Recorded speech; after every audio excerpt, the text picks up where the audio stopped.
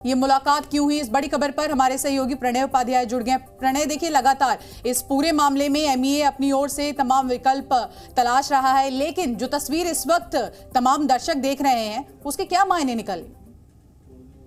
देखिए, बहुत सारी चीजें हैं जिसको लेकर सवाल खड़े हुए हैं, क्योंकि लगातार जिस तरीके से एक साइलेंस बरतता जा रहा है, एक चुप्पी है कतर की तरफ से भी। भारत सरकार इस मामले की संवेदनशीलता को इसलिए भी समझती है क्योंकि 8 जिंदगियों का सवाल है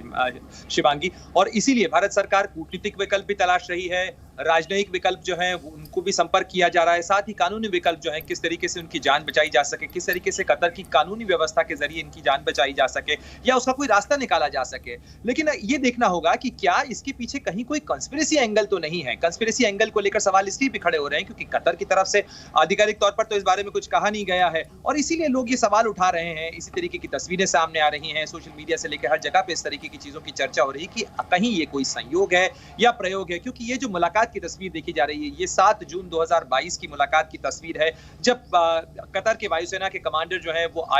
इस्लामाबाद पहुंचे थे और वहां पर पाकिस्तान के नौसेना प्रमुख से उनकी मुलाकात हुई थी। और इस मुलाकात के बाद ही जून की ये मुलाकात है, अगस्त के अंदर भारतीय जो पूर्व नौसेना अधिकारी थी उनके कतर में उनकी गिरफ्तारी होती है, और उसके बाद से लगातार जिस तरीके से सिलसिला चल रहा है कतर में, उसके बाद विश्व कप का आयोजन होता है जिसके लिए पाकिस्तान अपने नौसैनिक जो जहाज है उसको तो भेजता ही भेजता है, साथ ही फीफा वर्ल्ड कप में सुरक्षा के लिए पाकिस्तानी सेना का दस्ता जो है वो भी कतर भेजा जाता है। कतर और पाकिस्तान के रिश्ते बहुत नजदीकी हैं, करीबी रिश्ते हैं, और साथ ही ओआईसी के सदस्य देश होने के साथ साथ दोनों के बीच में रक्षा संबंध भी पुराने हैं, कोई नए संबंध नहीं है, और दोनों एक दूसरे के साथ में काफी करीबी से सहयोग करते रहते हैं। लेकिन जिस तरीके से पाकिस्तान ने कुलभूषण जाधव, जो कि एक पूर्व नौसेना अधिकारी थे लेकिन कामकाज और कारोबार के सिलसिले में ईरान थे, उनको पकड़ के पूरी दुनिया के सामने एक तस्वीर दिखाने की कोशिश की, झूठे आरोप लगाए। हालांकि ICJ international court of justice में पाकिस्तान का केस धराशायी हो गया था, लेकिन उसके बाद एक बार फिर इसी तरीके की घटना, इसी तरीके का केस उठा के खड़ा करने की कोशिश, और उसके साथ साथ ये तस्वीरें ये सवाल खड़े करती हैं। इसीलिए सवाल गहरा रहे हैं कि कहीं इसके पीछे कोई साजिश का एंगल तो नहीं है, जिसके अंदर हो सकता है कि कतर को भी जो है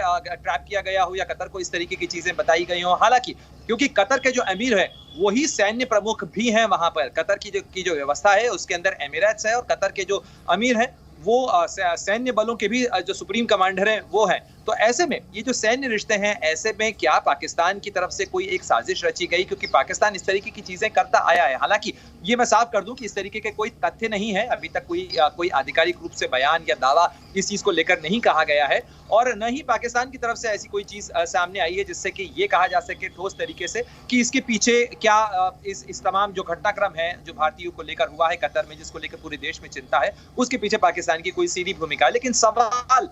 इसीलिए खड़े हो रहे हैं क्योंकि इस पूरे मामले को लेकर चीजें स्पष्ट नहीं है, तथ्य स्पष्ट नहीं है, कोई कानूनी प्रक्रिया जाहिर नहीं की गई, और इसके अंदर किस तरीके से ट्रायल हुआ है, कहां सुनवाई हुई है, कौन सा ऑर्डर है, ये तमाम चीजें कतर की तरफ से चूंकि सार्वजनिक नहीं की गई हैं, इसीलिए बहुत सारी कंस्पिरेसी थ्योरीज को लेकर इस समय चर्चा हो रही है। बिल्कुल, और ट्रांसपेरेंसी नहीं है, आप ठीक कह रहे हैं। और जब से गिरफ्तारी हुई है, ऐसा क्या हुआ कि एक बार भी बेल नहीं मिल पाई है? और अगर हम भारत सरकार की बात करें तो हमारे पास सबसे कारगर विकल्प इस मामले में अभी क्या है, और कितना वक्त इस पूरी प्रक्रिया में लग सकता है?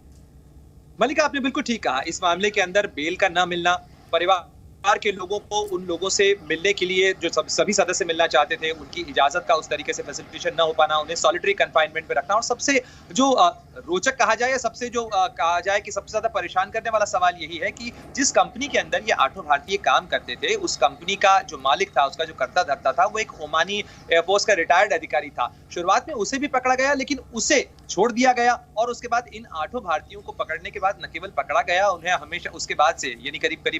13-14 महीने हो चुके हैं तब से उन्हें जेल में रखा हुआ है, और उसके बाद उन्हें सीधे सजाए मौत सुना दी जाती है। भारत सरकार के पास में जो विकल्प हैं इस समय वो कानूनी विकल्प हैं। कतर के अंदर भी जो पूरी कानूनी व्यवस्था है, उनका पूरा जो अपीलेट कोर्ट का सिस्टम है, इसलिए भारत सरकार की अब पहली प्राथमिकता और कोशिश होगी कि इस मामले को कोर्ट के अंदर चुनौती दी जाए, क्योंकि वहां पे हायर अपीलेट कोर्ट है, और हायर अपीलेट कोर्ट के बाद भी कोर्ट ऑफ कैसेशन है, और यानी कहा जाए कि उनकी जो संवैधानिक कोर्ट है वहां पर तक मामला जा सकता है। चूंकि इस मामले के अंदर बहुत ही गंभीर क्रिमिनल चार्जेस लगाए गए हैं, तो जाहिर तौर पर कानूनी तौर पर इस लड़ाई को लड़ने की कोशिश तो हो ही रही है। साथ साथ कोशिश इस चीज को लेकर भी हो रही है कि राजनयिक स्तर के ऊपर भी बातचीत की जा सके, संवाद किया जा सके, परिवार की तरफ से भी जो कतर के अमीर है देखिए, साफ तौर पर ये पूरा जो मामला हम देख रहे हैं, जहां एक तरफ जो मालिक है उसको गिरफ्तार नहीं किया जाता, उसको छोड़ दिया जाता है, वहीं हम देख रहे हैं कि इन तमाम लोगों को सीधे मौत की सजा सुना दी जाती है। सबसे बड़ा सवाल यही कि ट्रांसपेरेंसी कहां है इस पूरे मामले में? ट्रांसपेरेंसी कहीं नजर नहीं आ रही है, और ऐसे में हम ये भी जान रहे हैं कि परिवार वालों के साथ भी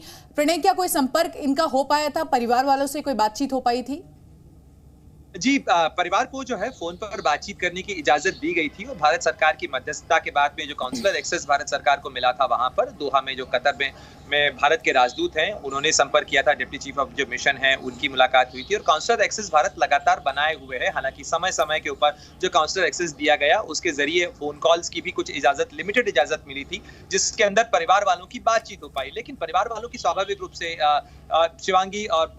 मलिका, आप जानती हैं, परिवार की जो चिंता या परेशानी होगी वो इसी चीज को लेकर होगी कि आखिर उन्हें कैसे जल्द से जल्द लाया जा सके, क्योंकि इसके अंदर कुछ भी चीजें स्पष्ट नहीं है। जब इन्हें पकड़ा गया उसके बाद भी ये खबर काफी दिनों बाद सामने आई कि उनकी गिरफ्तारी हुई है। उस बारे में कोई सूचना भारत सरकार को आधिकारिक तौर पर काफी देर से दी गई कतर सरकार की तरफ से, और उसमें काउंसलर एक्सेस के अंदर भी देरी हुई। तो ऐसे में जो डीडी का होना, साथ ही चीजों का अस्पष्ट होना, और साथ ही में पारदर्शिता का न होना बहुत सारे सवालों को गहराता है। बिल्कुल, और उसके साथ ही इस तस्वीर का सामने आना ये भी कई सवाल खड़े करती है। प्रणय, आपका बहुत शुक्रिया, बहुत अच्छे से आपने दर्शकों को इस पूरे मामले से जुड़े अपडेट्स दिए हैं। नजर बनाए रखिएगा, लौटेंगे आपके पास। जी न्यूज़।